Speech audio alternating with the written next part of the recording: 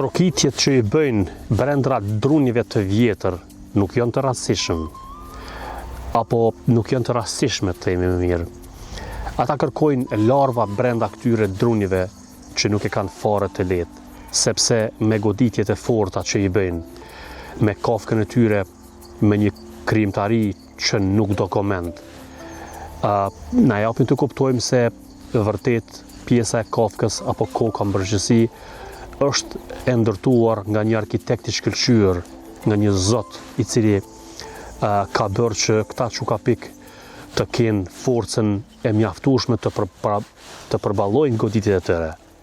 Goditjet të cilat njeriu nuk i përballon dot as me një goditje të vetme. Po si e përballojnë një goditje të tillë, atëherë unë po ju jap këtë informacion.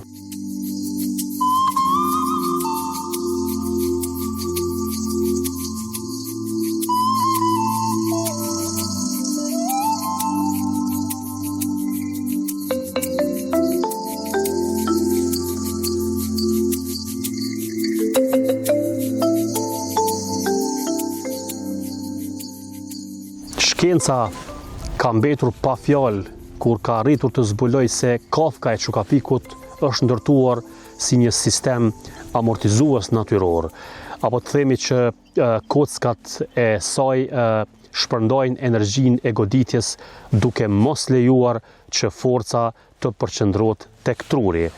Edhe truri është vetë i mbrojtur në mënyrë të veçantë, prandaj dhe i përballon ato goditje.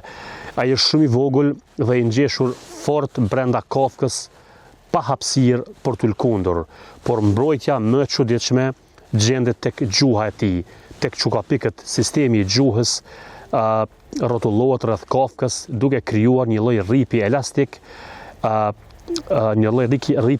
që stabilizon kokën pastaj gjatë çdo goditje. Fal kësaj strukture të jashtëzakonshme që vetëm një zot mund të krijojë diçka të tillë, specie si Dryocopus martius, që është çukapiku i zi, dhe Dendrocopus major, që është çukapiku i vogël, mund të përballojnë forca për shumicën e kafshëve do të ishte shumë e rrezikshme, apo për njeriu do të ishte vërtet fatale.